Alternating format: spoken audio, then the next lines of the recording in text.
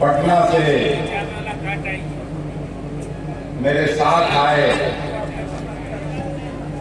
Congress party के वरिष्ठ नेता, बिहार सरकार के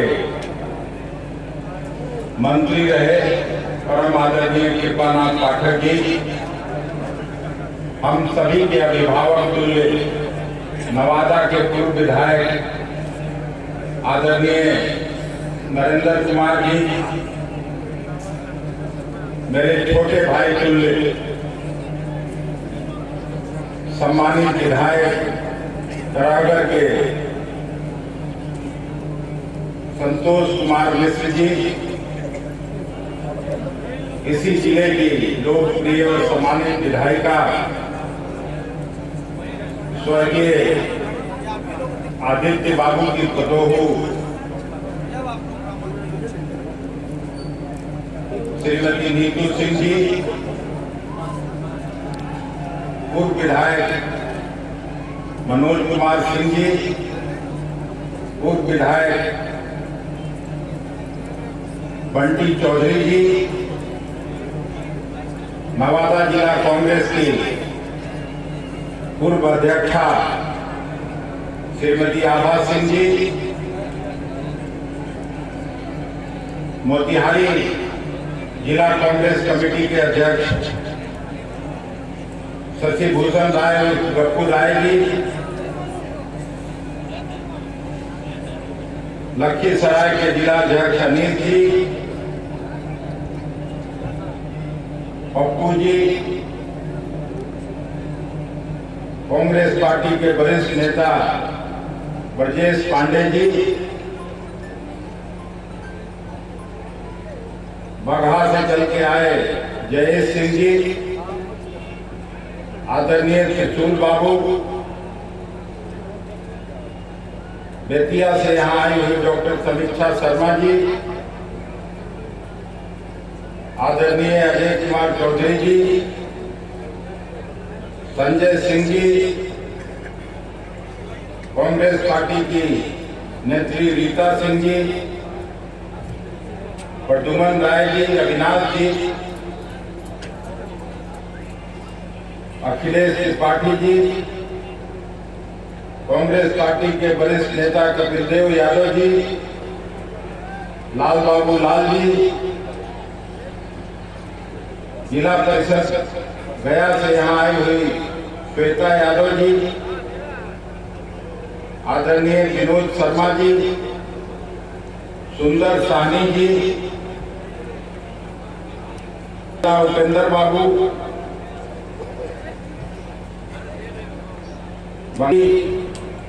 अभय जी, नरेंद्र कुमार सिंह जी और मंच पर बैठे कांग्रेस पार्टी के सभी सम्मानित नेता और कार्यकर्ता साथीगण,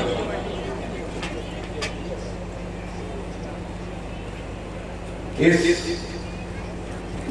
सभा में आए हुए नवादा के सभी बुजुर्ग अभिभावकों, नौजवान मित्रों, पत्रकार साथियों, देवियों एवं सज्जनों, मैं हृदय से बधाई देना चाहता हूं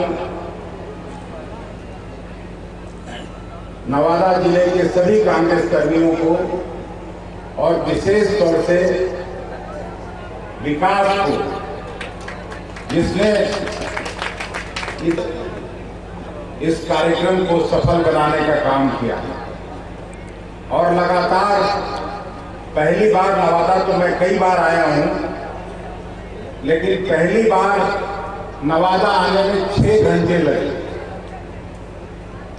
हम लोग 12:30-1 बजे के बीच में नवादा बॉर्डर में प्रवेश कर गए थे, लेकिन जिस तरह का स्वागत और उत्साह वर्धन करने का काम यहाँ के कांग्रेस कर्मियों ने, यहाँ नवादा जिले के रहने वाले साथियों ने किया, उसको मैं कभी भूल नहीं सकता। मैं विशेष रूप से आपकी प्रशंसा करना चाहता हूं। नवादा की धरती, जैसा भी नरेंद्र बाबू ने जिक्र किया, कि इस देश के जाने माने स्वतंत्रता सेनानी और बिहार के प्रथम मुख्यमंत्री श्री बाबू की जन्मस्थली है। उन्हीं के सहयोगी रहे स्वर्गीय चेतू राम जी की भी ये धरती रही है, मथुरा बाबू की धरती रही है। लगातार विधानसभा में चुनकर गए और यहाँ के लोगों की सेवा करते रहे। स्वर्गीय आदित्य बाबू और गायत्री देवी जैसे सरीखे बड़े नेत्री यहाँ पैदा हुए, यहाँ के लोगों के बीच में काम करने का काम किया। इसलिए इस धरती को मैं सिर झुका के प्रणाम करता हूं। श्री बाबू की छत्रछाया में अनेक कांग्रेसी दिग्गज यहां से उभरे। कई लोगों का मैंने नाम लिया और उन्होंने बिहार की राजनीति पर अलग छाप छोड़ी।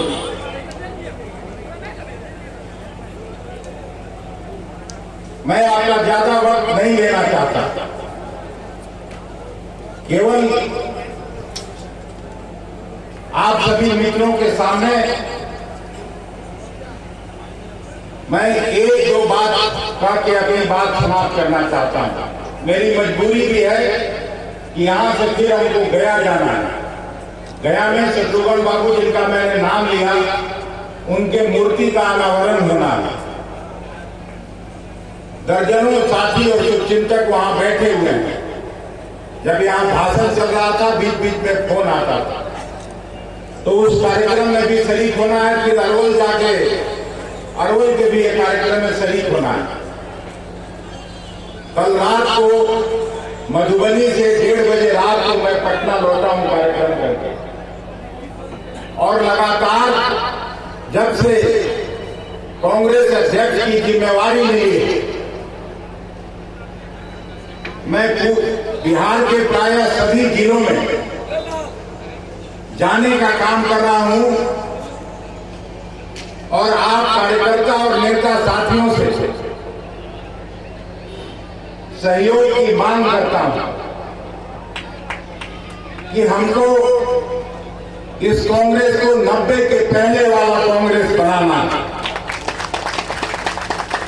मैं श्री बाबू के जमाने की तो नहीं कहता, लेकिन जब मैं बड़ा हुआ उस समय कांग्रेस पार्टी की हुकूमत थी। मैं जब तक पढ़ाई लिखाई विश्वविद्यालय में कर रहा था, तब भी कांग्रेस पार्टी की हुकूमत थी। फिदा हुसैन साहब का पोता यहाँ कामरान बैठा हुआ है, हम लोग एक जगह के रहने वाले हैं। और जिस तरह की विकट स्थिति भारतीय जनता पार्टी के शासन में पैदा हुआ, एक दूसरे पर विश्वास खत्म हो गया। धर्म के नाम पर राजनीति, जाति के नाम पर राजनीति, भाई भाई को लड़ाने की कोशिश, मंदिर मस्जिद की राजनीति, गुरुद्वारा और चर्च की राजनीति, ये सब राजनीति बंद होनी चाहिए। हमारे नेता राहुल गांधी जी ने, और उनको ये आखिर 4000 किलोमीटर की यात्रा क्यों करनी पड़ी?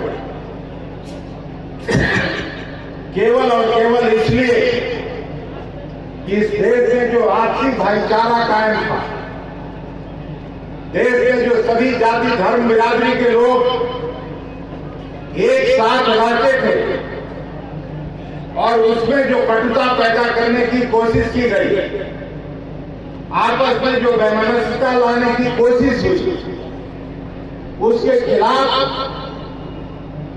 लोगों से मिलने जुलने के लिए हमारे नेता राहुल गांधी जी ने कन्याकुमारी से कश्मीर तक की यात्रा की थी। जाड़ा गर्मी बरसात सभी में वो पैदल चले, लाखों लोगों से मिले। जहां किसानों से मिले, वहां मजदूर भाइयों से भी मिले, वहीं छात्र नौजवानों से भी मिले, महिला कर्मियों से मिले, पुरुष कर्मियों से मिले, और सबसे एक ही गुहार लगाया कि इस देश में अगर संविधान को बचाना है, इस देश में अगर अम्बेडकर जी के संविधान से देश को चलाना है तो आपसी भाईचारा, आपसी प्रेम कायम रहना चाहिए। और नवादा की धरती पर नवादा के लोगों को बीच मैंने जिनका पहले नाम लिया श्री बाबू का, जब बापू की हत्या हुई थी, आप उस समय का उन्होंने जो भाषण किया उसको निकाल के पढ़ लीजिएगा। उन्होंने आरएसएस के बारे में क्या कुछ कहा था, आरएसएस के बारे में प्रतिबंध लगाने के लिए उन्होंने जो बातें कही थी, आज भी उसकी प्रासंगिकता है। और जो उनका जन्मस्थली है, ऐसे जगह से भी अगर कमल के फूल को ताकत मिल जाए तो हम सबका सिर नीचा होता है, किसी का प्रतिष्ठा बढ़ता नहीं। इसलिए हम आपसे श्री बाबू के सपनों का बिहार बनाने का आग्रह करने आए हैं। श्री बाबू ने जो नया बिहार का नींव रखा था, श्री बाबू ने जो किसानों और मजदूरों के लिए काम किया था, उन्होंने जो एक रूपरेखा तैयार करके हम लोगों को बताने का काम किया था कि किस तरह से शिक्षा में, किस तरह से स्वास्थ्य में, किस तरह से पब्लिक सेक्टर में, और उनका एडमिनिस्ट्रेशन का जो तौर तरीका था। Bihar was the best administrated state in the country है। मैं नहीं कह रहा हूं क्योंकि मैं उनके बिरादरी का हूं या नवादा के लोगों के बीच ये भाषण कर रहा हूं। उस समय के तत्कालीन गृह मंत्री स्वर्गीय सरदार वल्लभ भाई पटेल ने मुख्यमंत्रियों के सम्मेलन में कही थी ये बात। यहीं वारसालीगंज में चीनी मिल हुआ करता था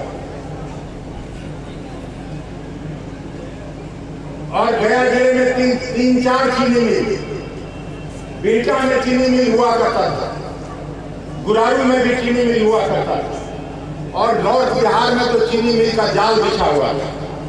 और उसका नतीजा था कि उनके मुख्यमंत्रित्व काल में बिहार अकेले 27% चीनी पैदा करने वाला राज्य था।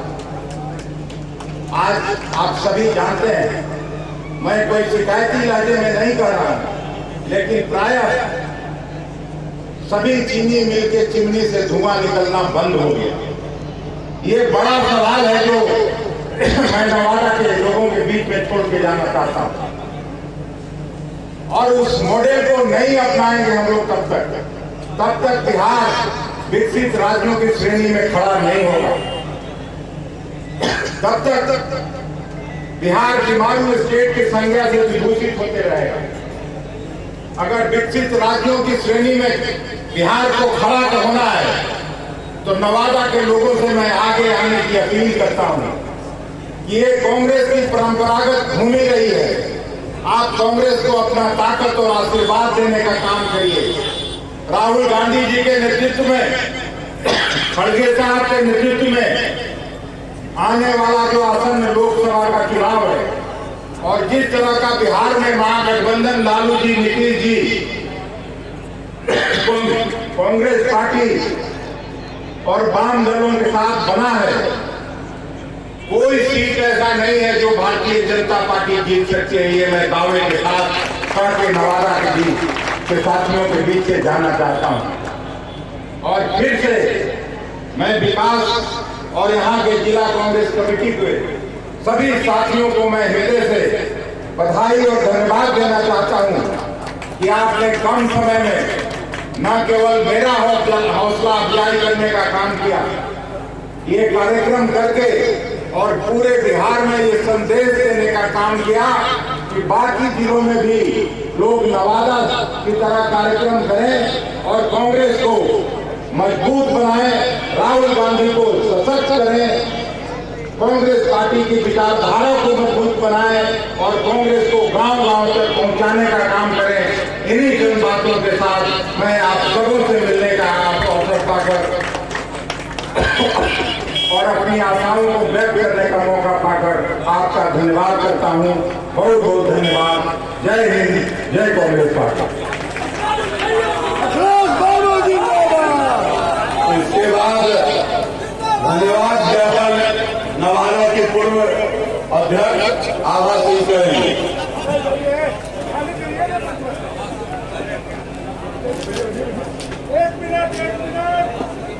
धन्यवाद ज्ञापन से पहले हमारे वारसली काशी चक के बटोरन